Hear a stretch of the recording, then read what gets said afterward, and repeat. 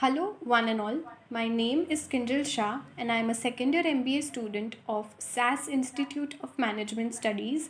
And today I'll be delivering a presentation on the topic Incoterms in the subject International Logistics. So, what is Incoterms? The word Incoterm is an abbreviation for International Commercial Terms, which provide a common set of rules that is used for defining the responsibilities of the sellers and the buyers in the delivery of goods under the sales contract. They are widely used in international commercial transaction, that is imports and exports. Now, what is the importance of Incoterms? They are set international rules for commonly used terms in foreign trade. They define obligations for both the parties, that is, buyer and the seller, involved in the transaction of imports and exports. It also helps in determining the distribution and transfer of risks regarding the goods delivered from buyer to seller. And lastly, it helps to state the clear share of expenses between the parties during the transportation process. Incoterms 2010, the latest revision. Incoterms entered into force on 1st January 2011, containing the following amendments: reduction from 13 to 11 by replacing 4 delivery terms. They are DEQ, DAF, DES, DDU, with two new ones, that is DAT, delivery at terminal, and DAP, delivery at place.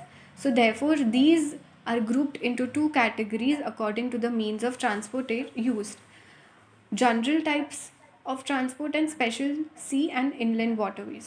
For general types of transport, they use EXW, FCA, CPT, CIP, DAT, DAP, and DDP.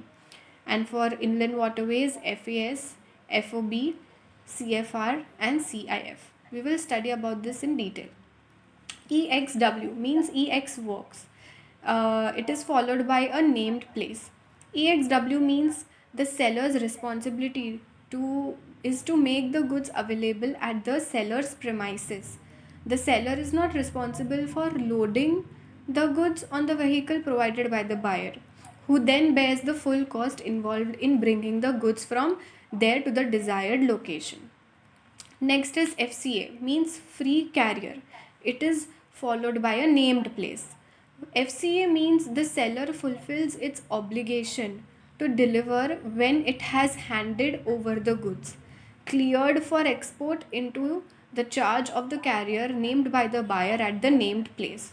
The exporter has the obligation to deliver the goods into the custody of the carrier or another person. Example, a freight forwarder named by the buyer or chosen by the seller in the accordance with the terms of the contract. Next is CPT, means carriage paid to. It is also followed by a named place of a destination. CPT means that the seller must pay the freight for the carriage of the goods to the named destination. The risk of loss or damage to the goods and any cost increases transfer from the seller to the buyer when the goods have been delivered to the custody of the first carrier and not at the ship's rail. Next is CIP, means carriage and insurance paid to, and is also followed by a named place of destination. For example, CIP Boston. CIP has the same Incoterm meaning as CPT, but in addition, the seller pays for the insurance as well against the loss of damage.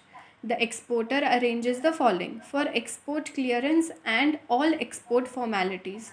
It also arranges and pays for all costs for the transportation, including insurance of the goods up to the agreed point in the named port of destination. Next is DAT, means delivered at terminal. This replaced for sea transportation the old DES and DEQ. With DAT, the seller bears the cost of transportation and the risks until the goods are left unloaded at the terminal that the parties had agreed upon. Terminal includes any place, whether covered or not, such as square, warehouse, container yard, or road, rail, or air cargo terminal. Next is delivered at place, means that the seller delivers when the goods are placed at the disposal of the buyer on the arriving means of transport, ready for unloading at the named place of destination.